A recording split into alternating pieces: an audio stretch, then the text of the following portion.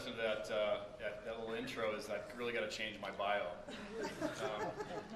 It took me back a couple of years to talk about my accounting. Really tells you what kind of a sense of humor I have. So I apologize for that. The only person that has a better sense of humor than me is our actuarial scientists, which if any of you know them. So I appreciate being here. I'm going to take more of the CRM side of the equation because that's what I know. Jared is a phenomenal speaker, and he speaks faster than I can think sometimes. So we love hearing from Jared, and there's a lot of integration between the social media side and the CRM side. We have a lot of our good customers in the room. We have about 2,000 dealerships on our product today, and we launch about 80 new dealerships a month. So we're in the mix with all of you on a daily basis, and we learn a lot from you and from our customers. So to get right into it, because Dale Pollack has a bunch of great things to say as well a little bit later, I'm gonna get right into it. On the airplane the other night, I was flying and I picked up Wired magazine, and Wired magazine on the front cover said the web is dead. Okay, and so everything that we hear about the web and the internet and everything else, it's dead. So we can forget about that. We can just go on with our lives. It's over.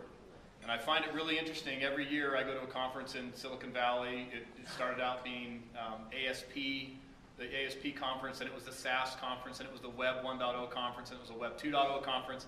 And it seemed like we talk about the same exact things every year. But we just need to relabel everything. So one of the things we need to do is dispel all these labels and figure out what is practical application in our stores that will really drive revenue and drive value. So what they were talking about when they talk about the web is dead, and I put some metrics up there at the top, 35, 35, 16, and 40. 35% of our time, our media time, is spent on TV. This is just nationwide statistics. The other 35% of our time is spent on the web, okay? Internet sites, searching, that kind of thing. The dollar amount spent as a percentage of the overall dollar amount is 16% for internet and decreasing, and 40% and increasing for TV. This is globally, not just for dealers. Okay? It's an interesting statistic. And the reason why that is what they surmised in this Wired article, is because everything's going away from search, from really having an overall conglomerate of information. The web is a ton of stuff out there, and not a lot of it's great, right? A lot of it's stuff that we never want to see.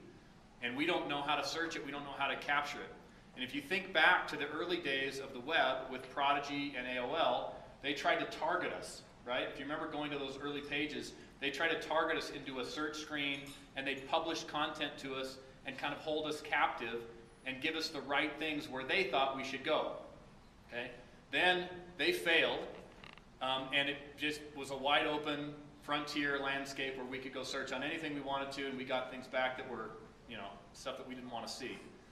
And now it's coming back around, right? Google's coming back around to targeting you and defining what you will see when you search, and targeting what you will see when you see your analytics, targeting what you will see when you look at products and service offerings and all that kind of stuff. It's going back to the old world. Prodigy and AOL were just too early. Okay? Google's getting it right now, but it's the same exact model. And so what does that mean? That means that the web as a whole is dying from just to go out there and search. What it does mean is the application world that uses the TCP/IP protocols to transfer information back and forth is increasing. So what does that mean for you at your dealership? It means that we have to do a lot better with customer relationship management.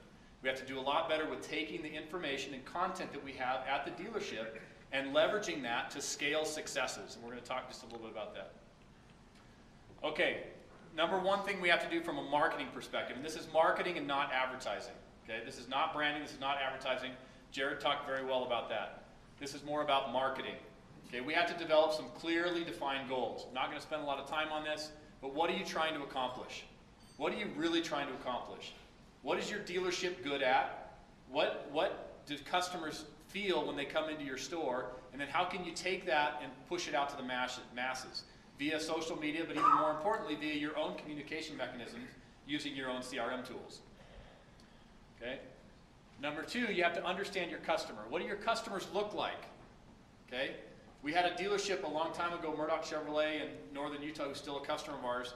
where the first time the Chevrolet Suburban came out with the wind wings that you push a button and the mirrors would pull in, right? There was a customer that came in and wanted to buy a new Suburban. The Suburban that he was driving was about 18 months old, and Cale Murdoch, the GM there, said, you know what, I don't understand why you're buying a new car. It's 18 months old, right? He knows this guy from the community. He said, why are you buying this new car? He said, my wife complains and complains every time she drives home and pulls this car into the garage, because she has to reach her hand out the window and pull in the mirror before it'll fit inside of our garage doors. The garage doors were too narrow. He says, I'm sick of listening to it, so I'm going to buy a new car, let you high gross me again, and now I've got this new little feature. So what Cale Murdoch did is he took that little success, he did a postcard mailer out to 340 people and said, guess what? The Chevrolet Suburban has a new feature. You push the deal, you pull in the mirrors. He did it out to a big section of his customer base that lived in these ivory homes that had these garages that were a little too narrow. Sold 7 cars in 10 days. Not necessarily just for that feature, but it gave him a reason to communicate with those customers and bring them into the store. Simple and easy stuff. But what do your customers look like, and do you know why they're buying cars today, and are you using that information to go back into your CRM tools and proactively market and mentor those customers to come back in and buy more products and services from you? Okay. And then how much information do you have on every customer? Are you tracking that information? Do you spiff your service consultants and your salespeople on email capture, on data capture, that you have a good, solid database from which to work? Understanding your customer's life cycle. Are you getting better at your dealership? Okay? One of the biggest things that Larry Van Tuyl and Roger Penske and these guys like to look at are metrics that go back years. Okay? So here's a simple report inside of our tool that says serviced in 3 months, in 0 to 3 months, serviced in 1 year, serviced in 2 years, serviced in 3 years from the date when the vehicle was sold. And you can look back from time frames back, years back, and see if you're getting better over time. And what's driving that success, and then drill down into the details of what marketing campaigns did you do on this particular date range to drive what the success that you're seeing going forward. Okay? And then how do your customers want to be communicated with? Is it email, direct mail, social media? What is it? And are you communicating in the ways in which they want to be communicated with? Okay, number 2, develop key management metrics. Right? Measure your marketing effort. Define what you will measure. Define what equals success, number of ups, increased service retention, increased number of vehicles sold. What are the key things that will help you define success?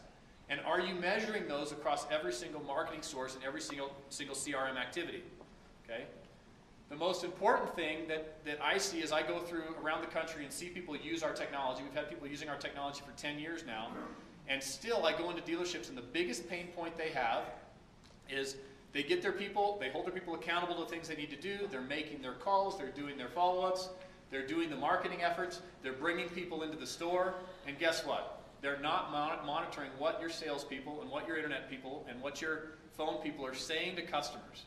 And you're turning away customers from that first person-to-person communication where the CRM and all this great data has driven them to your store. And you've spent a bunch of money in bringing them to the store, you're spending a bunch of money in flooring inventory at your store, and you're spending $0 in training these people on how to be more effective salespeople, more effective in their craft. Okay? And there's a lot of great people out there that can do that. We actually bought a company for that specific person because we saw so much of this happening in the dealerships. Okay? Knows who's making, know who's getting those leads, know what they're doing, how they're interacting with those customers, what they're saying. Know what the people that are selling the most cars in your store are saying and try to scale that success across your organization. You have this data in your CRM tool. You can see it. Okay?